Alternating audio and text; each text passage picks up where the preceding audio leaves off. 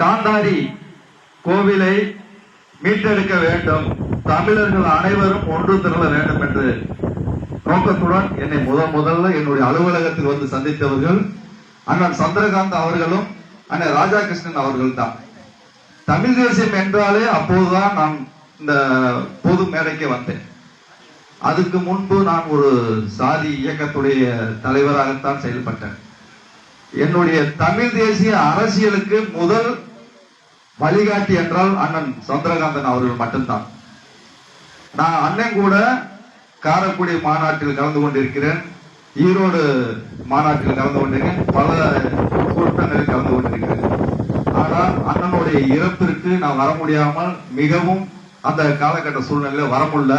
ஆனா இன்னைக்கு நாங்க எந்த வேலை இருந்தாலும் முதலில் அண்ணனுடைய இடத்திற்கு நாம போயே ஆக வேண்டும் என்பதற்காக நான் இந்த இடத்துக்கு வந்தேன்.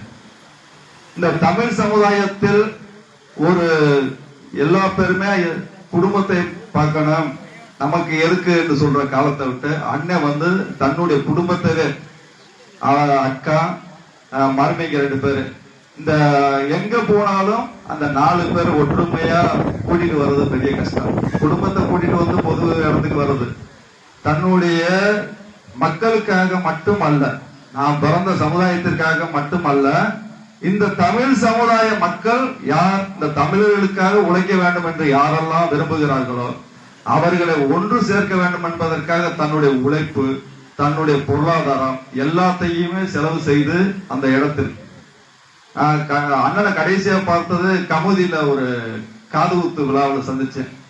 ஆனா ஆஸ்பத்திரி மதுரையில இருக்க இப்ப தோழர் வையம் சொல்லிட்டு எனக்கே தெரியும். நம்ம மதுரையில தான் இருந்தாங்க, ரேவதி ஆஸ்பத்திரியில. நம்ம மட்டும் சொல்லலாம், நான் கூட சொன்ன இங்க இருந்தோம், நம்ம ஆஸ்பத்திரியில கூட போய் பார்த்திருக்கலாம். அப்படிப்பட்ட ஒரு நல்ல மனிதர்கள் நம்மளை விட்டு சென்றது ரொம்ப வருத்தமாக இருக்கிறது. என்னுடைய அக்காவுக்கு நான் எப்போதுமே, நான் இப்ப கூட சொன்னேன், மறையில வந்து மருமை எதா இருந்தாலும் மருமைங்கிட்ட நம்பரை வாங்கி என்னுடைய அக்கா, என் கூட பிறந்த அக்கா தான், எனக்கு எப்பயுமே வந்து நான் எந்த இடத்துலயும் அக்காவுக்கு நான் துணையா இருப்போம். என்னுடைய நோக்கம் என்னன்னா ஒட்டுமொத்த தமிழ் சமுதாயத்தையும் ஒன்று சேர்க்க வேண்டும். இன்னைக்கு தேவேந்திர குல சமுதாயத்திற்கும் கோனார் சமுதாயத்திற்கு நேற்று இன்று உறவு அல்ல.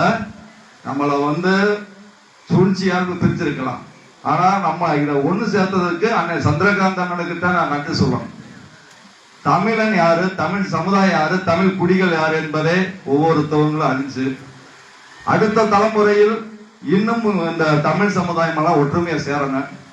தாய்நாடு மக்கள் கட்சியோட நோக்கம் என்னன்னா, எனக்கு ஜாதி வெறி பிடிச்சவங்கள, ஜாதி உணர்வு இருக்கு, ஒரு தமிழ் சமுதாயத்துல உரிமை, நம்மளுடைய சமுதாயத்துல பிறந்துட்டாங்க, கஷ்டம் நஷ்டம் எல்லாத்துலயும் நம்ம என்ன பண்ண பாடுபடணும், அவ்வளவுதான். ஜாதி வெறி இருக்கக்கூடாது, இங்க இருக்கிற தமிழ் சமுதாயத்தை ஒன்று சேர்க்கணும். அதுதான் நம்ம அண்ணன் சந்திரகாந்த் அண்ணனுடைய நீண்ட நாள் ஆசை, நீண்ட நாள் கனவு. அதை வந்து பின்பற்ற வேண்டியது. பதவி என்ன, தேர்தல் வரையில இந்த ஜாதியை தூக்கி பிடிக்கான். எனக்கு இந்த தேவேந்திர சமுதாயமா இருக்கட்டும், இன்னும் நான் பிறந்த சமுதாயம் இருக்கு, ஓட்டுக்காகலாம் நான் பழகவே மாட்டேன். எனக்கு அப்படிப்பட்டு ஓட்டே போடாதீங்க. நான் வந்து தேர்தலுக்காக உங்க கூட நட்பா பழகல. இங்க வந்து அண்ணன் தம்பி எப்பயுமே பிரிஞ்சிருந்தாங்க. நம்ம வந்து பிரிஞ்சவங்க ஒன்னா சேர்ந்தது, அதுவே வந்து நம்ம வந்து அரசியல் அப்பாற்பட்டு ஒரு இனம். சில பேர் என்ன பண்ணுவாங்கன்னா, தேர்தலுக்காக மாமியா மச்சான் அண்ணன் தம்பி சித்தப்பா பெரியப்பான்னு சொல்லி ஏமாத்துவாங்க. ஜாதி அரசியலே தேவையில்லை நமக்கு. தமிழனாய் தமிழ் சமுதாயமா தமிழ் குடி உறவுகளாய் ஒன்றிணைவோம். எனக்கு வாய்ப்பளித்த அனைத்து தமிழ் குடி உறவுகளுக்கும் அண்ணன் சந்திரகாந்த் நினைவு தினத்தில் இந்த கலந்து கொண்டதற்கு தாய்நாடு மக்கள் கட்சி சார்பாக நினைவேந்தல் கூட்டத்தை நன்றி தெரிவித்துக் கொண்டு வணக்கம். நன்றி. முதற்கண் வணக்கத்தினை தெரிவித்துக் கொள்கிறேன். அன்பு அண்ணன் சந்திரகாந்த் அவர்களோடு நாங்கள் சென்னை சட்டக்கல்லூரியிலே 1998ஆம் ஆண்டு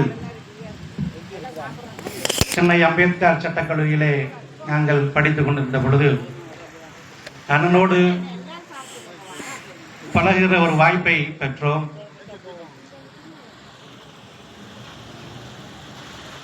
நாங்கள் எல்லாம் அவர்களுடைய மாணவர்களாக அண்ணனுடைய அரசியலை நாங்கள் முன்னெடுத்து தமிழ் தேசிய அரசியல் நாங்கள் முன்னெடுத்தோம் என்றால் அதற்கு முழு காரணம் அண்ணன் சந்திரகாந்த் அவர்கள்தான். நாங்கள் அந்த படிக்கின்ற காலத்திலே அண்ணன் சந்திரகாந்த் அவர்களை பற்றி எங்களுடைய மூத்த மாணவர்கள், இங்கே இருக்கிற அண்ணன் தயாளன் அவர்கள், அண்ணன் சிங்காரவேலன் அவர்கள் எல்லாம் அண்ணனுடைய சிறப்புகளை பற்றியும் அவர் எவ்வாறு இந்த சமூகத்திற்காக பாடுபட்டார், அவர் ஆற்றிய செயல்பாடுகளை பற்றி விரிவாக உங்களுக்கு அவர்கள் விளக்கியிருப்பார்கள். இருந்தாலும் கூட நாங்கள் மாணவர்களாக இருந்த பொழுது அண்ணனுடைய பணியாற்றுகிற அந்த வாய்ப்பு என்பது ஒரு தலைவன் எப்படி தன்னை பின்பற்றி வருபவர்களை வழிநடத்த வேண்டும் என்று அவர் எமக்கு வழங்கிய அந்த விழிப்புணர்வுகள் இன்று நாங்கள் அதை பின்தொடர்ந்து நமது சமூக இயக்கங்களை வழிநடத்துகிற ஒரு ஆற்றலை பெற்று தந்தது. அண்ணன் சந்திரகாந்த் அவர்கள் தன்னை இலக்கை நோக்கி பயணப்பட்டிருக்கிற தருவாயிலே துரதிர்ஷ்டவசமாக நம்மை விட்டு புரிய நேர்ந்தது. அவர் மல்லர் பேராயம் என்ற ஒரு அமைப்பினை தொடங்கி தமிழ் தேசிய உணர்வுகளை ஒன்றிணைத்து ஒரு சமூக ஒருங்கிணைப்பை தமிழ் தேசிய தளத்திலே ஒரு தனிப்பெரும் தலைவராக உருவாக்கக்கூடிய ஒரு கால சூழ்நிலை உருவாகிற நேரத்தில் அவர் நம்மை விட்டு பிரிந்து போனார். அவருடைய நினைவுகளை சுமந்து அவர் வழியிலே தற்பொழுது அன்பு சகோதரி அவர்கள் அந்த மல்லர் பேராயத்தை வழிநடத்தி வருகிறார்கள். அண்ணனோடு நாங்கள் எப்பொழுதும் உறுதுணையாக இருப்போம். அதுபோல அவர் விட்டு சென்ற பணிகளை தொடர்ந்து முன்னெடுப்போம் என்று இந்த நேரத்திலே தெரிவித்துக் கொண்டு எனக்கு பேச வாய்ப்பளித்த அன்பு சொந்தங்கள் அனைவருக்கும் நன்றி கூறி விடைபெறுகிறேன். நன்றி, வணக்கம். வழக்கறிஞர்